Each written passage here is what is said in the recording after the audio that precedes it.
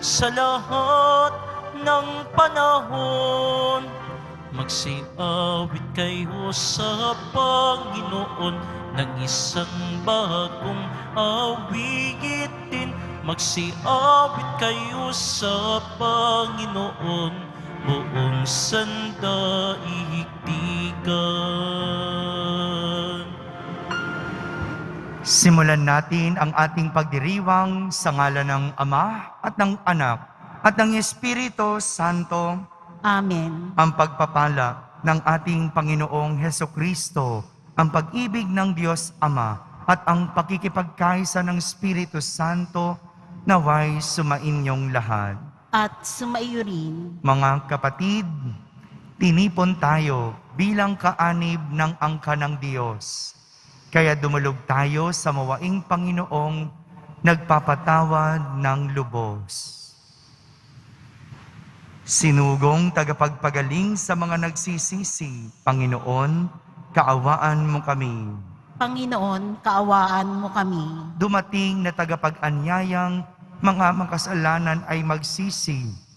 Kristo, kaawaan mo kami. Kristo, kaawaan mo kami. Nakaluklok ka sa kanan ng Diyos Ama para ipamagitan kami. Panginoon, kaawaan mo kami. Panginoon, kaawaan mo kami. Kaawan tayo na makapangyarihang Diyos, patawarin tayo sa ating mga kasalanan at patnubayan tayo sa buhay na walang hanggan. Amen. Manalangin tayo. Ama naming makapangyarihan, kalugdan mo kami at pagbigyan na magkamit ng kaloob mong karagdagan upang sa maalab naming pananalig, pag-asa at pag-ibig, kami mamalaging tumatalima sa iyong kautusan sa pamamagitan ni Jesucristo kasama ng Espiritu Santo magpa sa walang hanggan. Amen. Magsiupo muna po ang lahat. Ang simulan ng aklat ni Propeta Jeremias. Ang aklat na ito ay sulat na mga sinabi at ginawa ni Jeremias na anak ni Hilcias at isang saserdote sa Anatot sa lupain ng lipin ni Benjamin. Sinabi sa akin ng Panginoon, pinili na kita bago ka ipinaglihi upang maging propeta sa lahat ng bansa. Sinabi ko naman, Panginoon, hindi po ako marunong magsalita. Bata pa po ako. Subalit sinabi niya sa akin, huwag mong sabihing bata ka. Sinusugo kita, kaya't humayo ka. Ipahayag mo sa lahat ang aking iuutos sa iyo. Huwag mo silang katatakutan, pagkat ako'y sa iyo at iingatan kita. Akong Panginoon ang nagsasabi nito. Pagkatapos, iniunat ng Panginoon ang kanyang bisig. Hinipo ang mga labi ko at sinabi, hayan, ibinibigay ko sa iyo ang dapat mong sabihin. Ibinibigay ko rin ngayon sa iyo ang kapangyarihan sa mga bansa't mga kaharian. Sila'y bunutin at ibagsak, lipulin at iwasak, ibangon at itatag. Ang salita ng Diyos. Salamat sa Diyos. Patuloy kong isasaysay ang dulot mong kaligtasan. Patuloy kong isasaysay ang dulot mong kaligtasan. Sa iyo lang, Panginoon, lubos akong nananalig. Huwag mo akong pabayaang mapahiya at malupig. Tulungan mo ako ngayon, yamang ikaw ay matuwid. Ako sana ay sagipin, sa daing ko ay makinig. Patuloy kong isasaysay ang dulot mong kaligtasan. Ikaw nawa ang muog ko at ligtas na kakanlungan. Matatag na kublihan ko at matibay na sanggalang. Sa lahat na masasama, O Diyos, ako'y ipaglaban. Sa kuko ng mababagsik, huwag mo akong pabayaan. Patuloy kong isasaysay ang dulot mong kaligtasan. Panginoon, sa iyo ko inilagak ang pag-asa. Maliit pang bata ako, sa iyo'y may tiwala na. Sa simula at mula pa, wala akong inasahang mag-iingat sa sarili, kundi tanging ikaw lamang. Kaya naman ikaw poon, pupurihin araw-araw. Patuloy kong isasaysay ang dulot mong kaligtasan. Pagkat ikaw ay dakila, patuloy kong isasaysay. Maghapon kong ihahayag ang dulot mong kaligtasan. Sa pulpa sa pagkabata, ako'y iyong tinuruan. Hanggang ngayon sinasambit ang gawa mong hinangaan. Patuloy kong isasaysay ang dulot mong kaligtasan. Magsitayo po ang lahat.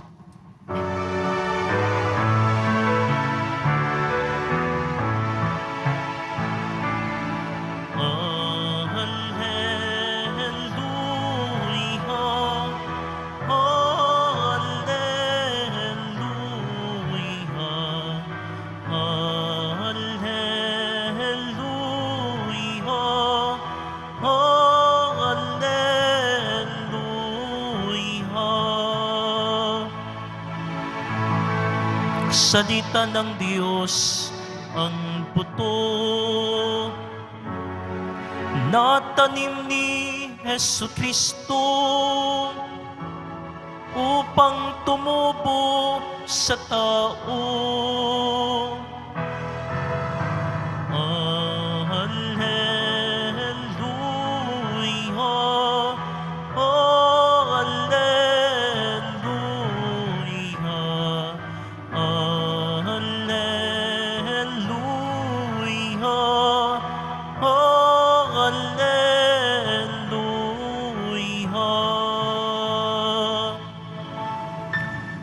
Sumainyo ang Panginoon. At sumayo rin Ang mabuting balita ng Panginoon ayon kay San Mateo. papuri sa iyo, Panginoon.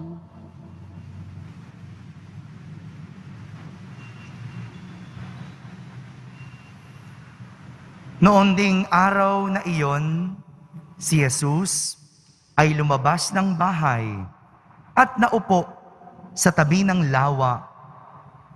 Pinagkalimpumpunan siya ng makapal na tao. Kaya siya'y sumakay sa isang bangka at doon naupo. Nasa dalampasigan naman ang mga tao at nagturo siya ng maraming bagay sa pamamagitan ng talinhaga.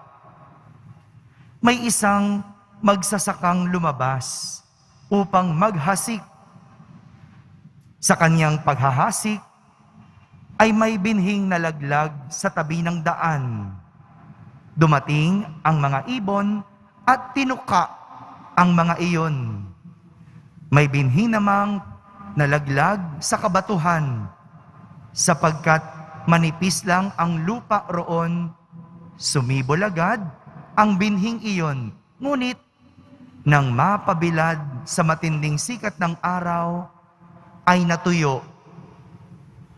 Palibhasay, walang gaanong ugat. May binhi namang nalaglag sa dawagan. Lumago ang mga dawag at ininis ang mga iyon. Ngunit ang binhing nalaglag sa mabuting lupa ay nagkauhay. May tig 100, may tig 60 at may tig 30 butil ang bawat uhay. Ang may pandinig ay makinig. Mga kapatid, ang mabuting balita ng Panginoon. Pinupuri ka namin, Panginoong Hesukristo. Magsiupo muna po ang lahat. Ang may pandinig ay makinig. Alam niyo po, noong bata pa kami, naalala ko lang, kapag yung tatay namin sumitsit, alam na namin ang ibig sabihin. sit-sit pa lang, wala pang kasunod na salita, alam na namin ang ibig sabihin. O kaya, kapag binuo na ang pangalan namin, kasi yung tatay ko, minsan ang tawag sa akin, Nitch. Pero pag sinabi ng Danichi, alam na namin, o alam ko na, nauunawaan ko na kung ano ang gusto niyang sabihin. Lahat ito ay dahil nakasanayan ng aming tenga ang marinig at maunawaan ang ganitong klase ng tunog at pananalita mula sa aming magulang. Parang ganito po yung nais puntuhin ni Jesus sa ating ebanghelyo. Pinagkalimpumpunan siya o pinagkaguluhan siya ng makapal na tao na nais makarinig ng kanyang mga pangaral. Lahat kasi nabibilib sa mga aral at turo ni Jesus. Kaya naman si Jesus gumamit ng isang talinhaga, hindi lang para maturuan ang mga tao, kundi para makilala o makita ng mga tao ang kanilang sarili bilang mga tagapakinig ng salita ng Diyos. Mayroong 4 na klase ng lupa ang sumisimbolo sa 4 na klase ng taong nakikinig. Ang unang 3 klase ng lupa, hindi tinubuan ng binhi. Mayroong nalaglag sa daan at kinain ng mga ibon, kaya walang nangyari. Meron naman yung mabato na klase ng lupa. Mabato, ibig sabihin matigas. Kaya hindi tinutubuan ng binhi. May ganyang mga tao, no? Yung matigas. Kaya walang tumutubo. Meron naman yung manipis ang lupa na itanim pero madaling namatay kasi mababaw. Ganyan yung unang 3 klase ng lupa o sumisimbolo sa 3 klase ng tao. Hindi tinutubuan. Pero mayroong matabang lupa. Hindi lang tinutubuan ng binhi, kundi nagbubunga ng marami. Ito ang klase ng tao na marunong makinig. Hindi lang basta naririnig ang salita, kundi pinapakinggan. Marami sa inyo nakaupo ngayon. Maaaring naririnig ang sinasabi ko, pero hindi naman pinapakinggan. Kaya paglabas ng simbahan, walang alam. Walang naintindihan kasi natulog. Kasi hindi naman talaga nakinig. Narinig lang pero hindi pinakinggan. Ito yung ibig sabihin ng sinasabi ni Jesus na ang may pandinig ay makinig. Bawat tao na may pandinig dapat marunong makinig. Dahil ang tenga ay hindi lang para makarinig, kundi higit sa lahat para matutong makinig. Naririnig niyo po ba yung tunog sa labas? Yung mga tunog ng sasakyan, di ba? Naririnig natin. Pero hindi natin pinapakinggan. Kasi nakatuon ka sa misa. Nakatuon ka sa sinasabi ng Diyos. Nakikinig ka sa humilya. Iyan ang pinagkaiba ng nakakarinig sa nakikinig. Kaya nga, para marinig natin ang Diyos, dapat sinasanay natin na nakikinig sa Diyos. Dahil kung sanay ang ating tenga na makinig sa Diyos, walang dahilan para hindi natin makilala ang kanyang tinig at pangaral. Kung alam natin ang tinig ng Diyos, walang dahilan para tayo ay maligaw. Mga kapatid, ang imbitasyon sa atin ay ang matutong makinig. Dahil sa pakikinig, mayroong unawaan, mayroong ugnayan. At ito ang dapat nating sinasanay para magkaroon ng ugnayan at pagkakaunawaan sa Diyos. Sanayin ang tainga na makinig sa Diyos. Amen. Magsitayo po ang lahat.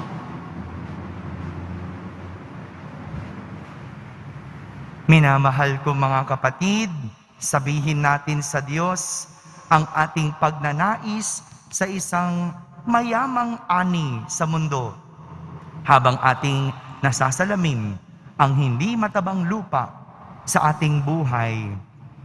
Ating sambitin sa bawat panalangin, Panginoon, gawin mong mabunga ang aming buhay.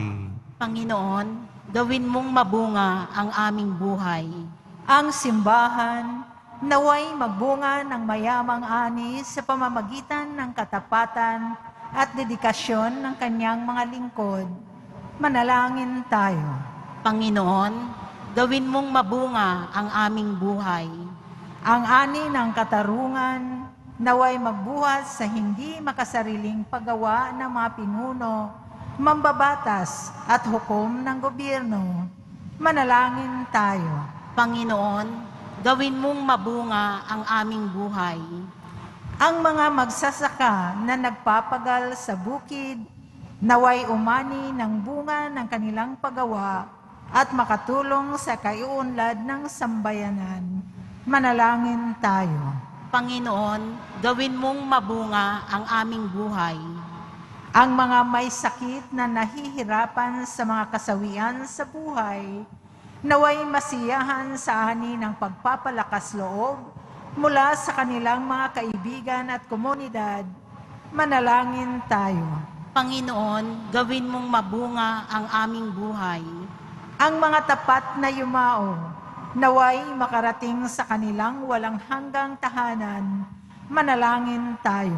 Panginoon, gawin mong mabunga ang aming buhay. Sa katahimikan, ating ilapit sa Diyos ang ating mga pansariling kahilingan.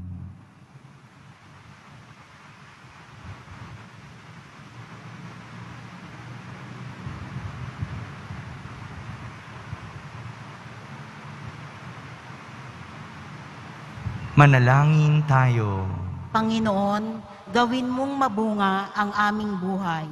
Mapagmahal na Ama, tulungan mo kaming makapagdulot ng mayamang ani sa anumang iyong itinanim sa aming mga puso. Hinihiling namin ito sa pamamagitan ni Kristo na aming Panginoon. Amen. Magsiupo muna po ang lahat.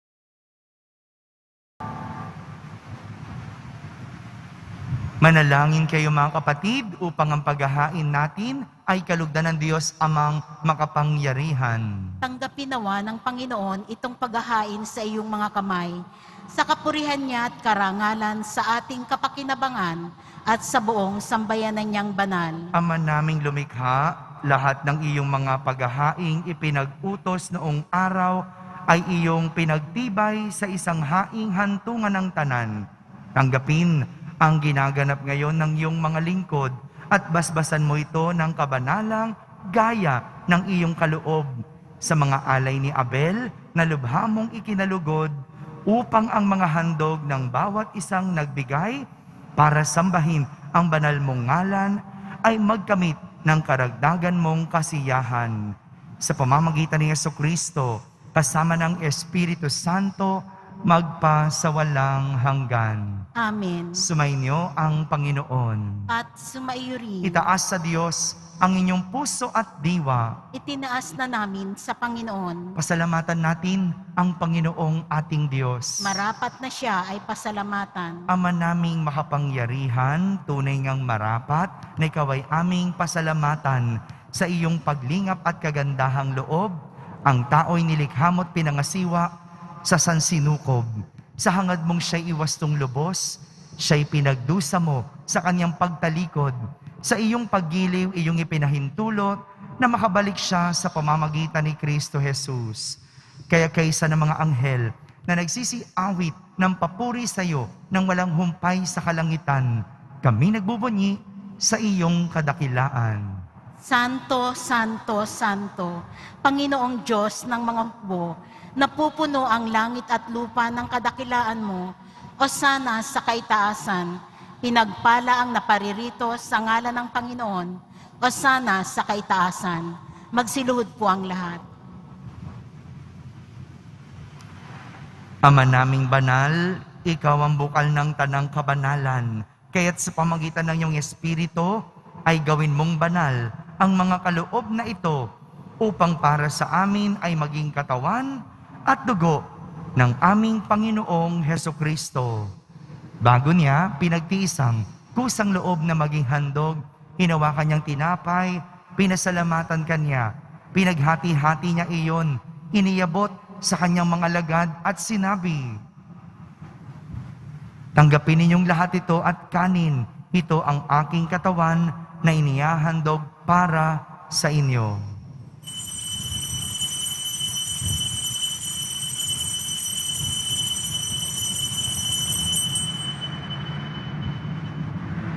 Gayon din naman, nung matapos ang hapunan, hinawakan niyang kalis, muli kanyang pinasalamatan.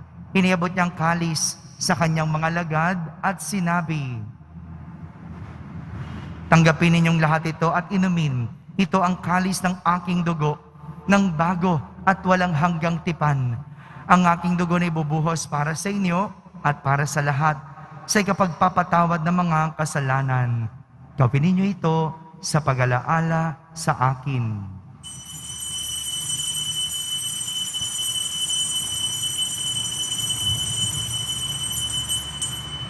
Magsitayo po ang lahat. Ipagbunyi natin ang misteryo ng pananampalataya. Si Kristo'y namatay, si Kristo'y nabuhay, si Kristo'y babalik sa wakas ng panahon. Ama, ginagawa namin ngayon ang pag-alaala sa pagkamatay at muling pagkabuhay ng iyong anak.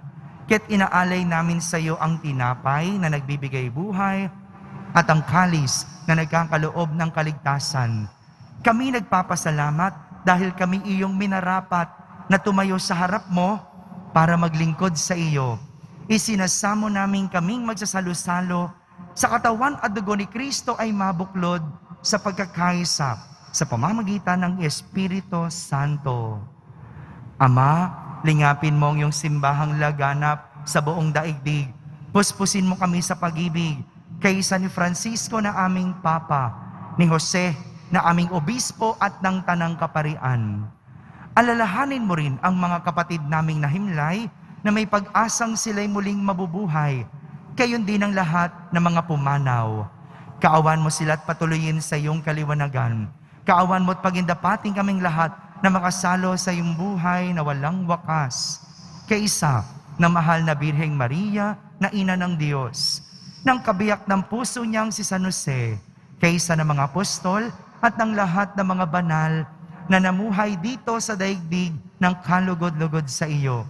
May pagdiwang nawa namin ang pagpupuri sa kararangal mo sa pamamagitan ng iyong anak na aming Panginoong Hesukristo. Sa pamamagitan ni Kristo, kasama niya at sa Kanya, ang lahat ng parangal at papuri ay sa iyo, Diyos Amang makapangyarihan, kasama ng Espiritu Santo, magpa sa walang hanggan. Amen. Sa tagubilin ng mga nakahagaling na utos at turo ni Jesus na Panginoon natin at Diyos, ipahayag natin ng lakas loob. Ama namin, sumasalangit ka, Sambahin ang ngalan mo, mapasa amin ang kaharian mo, sundin ang loob mo dito sa lupa para ng sa langit. Bigyan mo kami ngayon ng aming kakanin sa araw-araw at patawarin mo kami sa aming mga sala para ng pagpapatawad namin sa nagkakasala sa amin. At huwag mo kaming ipahintulot sa tukso at adya mo kami sa lahat ng masama. hinihiling namin kami iadya sa lahat ng masama, pagkalooban ng kapayapaan araw-araw, iligtas sa kasalanan at ilayo sa lahat ng kapahamakan. Samantalang aming pinananabikan ang dakilang araw ng pagpapahayag ng tagapagligtas naming si Hesukristo. Sapagkat iyo ang kaharian at ang kapangyarihan at ang kapurihan magpakailanman. Amen. Panginoong Hesukristo, sinabi mo sa iyong mga apostol, kapayapaan ang iniiwan ko sa inyo. Ang aking kapayapaan ang ibinibigay ko sa inyo. Tunghayan mo ang aming pananampalataya at huwag ang aming pagkakasala. Pagkalooban mo kami ng kapayapaan at pagkakaisa ayon sa iyong kalooban, kasama ng Espiritu Santo, magpa sa walang hanggan. Amen. Ang kapayapaan ng Panginoon ay laging sumainyo. At sumaiyo rin. Magbigayin kayo ng kapayapaan sa isa't isa. Kapayapaan po para sa lahat. Kordero ng Diyos na nag-aalis ng mga kasalanan ng sanlibutan, maawa ka sa amin. Kordero ng Diyos na nag-aalis ng mga kasalanan ng sanlibutan, maawa ka sa amin. Kordero ng Diyos na nag-aalis ng mga kasalanan ng sanlibutan, ipagkaloob mo sa amin ang kapayapaan. Magsiluhod po ang lahat.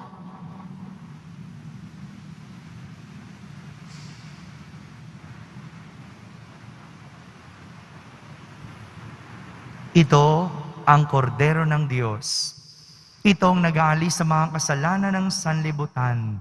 Mapalad ang mga inaaniyahan sa kaniyang piging. Panginoon, hindi ako karapat-dapat na magpatuloy sa iyo, ngunit sa isang salita mo lamang ay gagaling na ako. Ang katawan ni Kristo, Amen.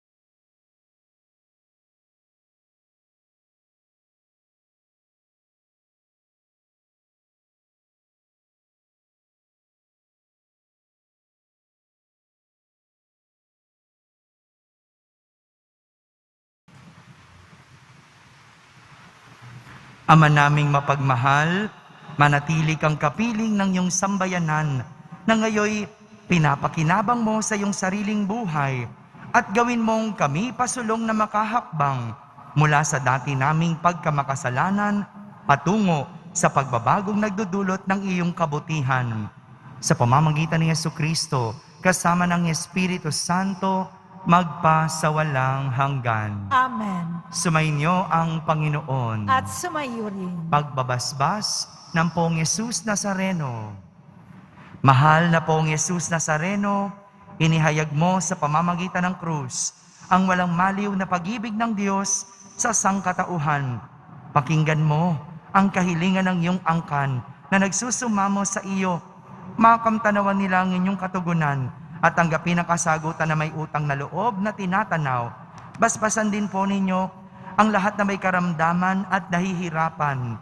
Sa pamamagitan ng bendisyon na ito, naway maalala nila ang mga pangako nila noon sa binyag na ikaw ang kanilang iibigin at paglilingkuran bilang Panginoon magpasawalang hanggan. Amen. At pagpalain kayo ng makapangyarihang Diyos, Ama, Anak, at Espiritu Santo. Amen. Tapos na po ang ating pagdiriwang, humayging taglay ang pag-ibig at kapayapaan ng Poong Jesus Nazareno. Salamat sa Diyos.